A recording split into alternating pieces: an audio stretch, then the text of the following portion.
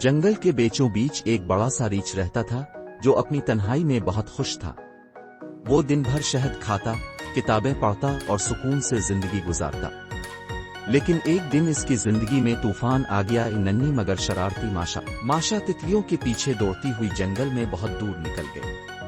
अचानक इसे एक छोटा मगर खूबसूरत घर नजर आया। वाह, ये कितना प्यारा है, इसने खुशी से कहा और बिना सोचे समझे दरवाजा खोलकर अंदर घुस गई। अंदर जाते ही इसने हर चीज को हाथ लगाना शुरू कर दिया। शहद के मर्तबान खोले, किताबें उलट पलट कर देखें और फिर मजे से रीछ की कुर्सी पर जाकर बैठ गई। रीछ जब वापस आया तो उसे अपने घर का हश्र देखकर झटका लगा।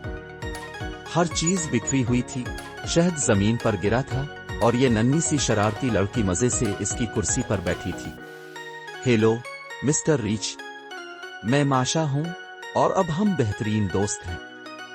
रीछ ने एक लंबी आह भरी और समझ गया कि अब उसकी परसुकून जिंदगी खत्म हो चुकी है। माशा रोज रीछ के घर आती और कोई न कोई नई मुसीबत खड़ी कर देती। एक दिन इसने कहा, आज मैं आपके लिए मजेदार खाना बनाऊंगी। रीछ ने घबराकर उसे रोका मगर वो पहले ही देगची में शहद, गाजरें, सेब और कुछ फूल डाल चुकी थी। कुछ देर बाद एक धमाका हुआ और सब कुछ चिपचिपा हो गया। माशा ने कहकहा लगाया, मेरा ख्याल है कि मुझे अभी खाना पकाना नहीं आता। एक दिन रीछ इसे झील पर ले गया ताकि वो मछली पकड़ना सीखे। बैठो और सब्र करो, रीछ ने समझाया। लेकिन सब्र माशा के बस की बात कहा। कुछ देर बाद वो अचानक खड़ी हुई, ये बहुत बोरिंग है, और धप से पानी में छलांग लगा दी। रीछ ने अपना सर पकड़ लिया जबकि माशा पानी में उछल कूद करती रही। मछलियां पकड़ने से ज्यादा मजा तो तैरने में है। अगरचे माशा बहुत शरारती थी मगर उसका दिल बड़ा था। जब रीछ बीमार हुआ तो उसने फौरन इसे कंबल में लपेट दिया और उसके लिए सूप बनाने की कोशिश की। हालांकि सूप इतना अजीब था कि रीछ ने एक चम्मच चखकर खामोशी से रख दिया।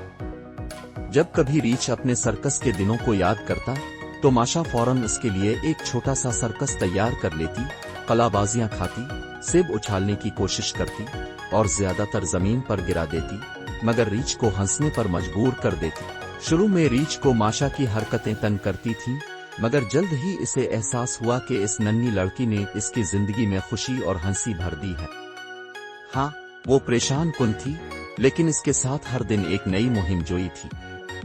रीछ को अब अपनी तन्हाई की आदत नहीं रही थी क्योंकि माशा ने इसकी दुनिया बदल दी थी। सच्ची दोस्ती गैर मुतवक्के और थोड़ी परेशान कुन हो सकती है मगर ये जिंदगी को खूबसूरत और खुशियों से भर देती है।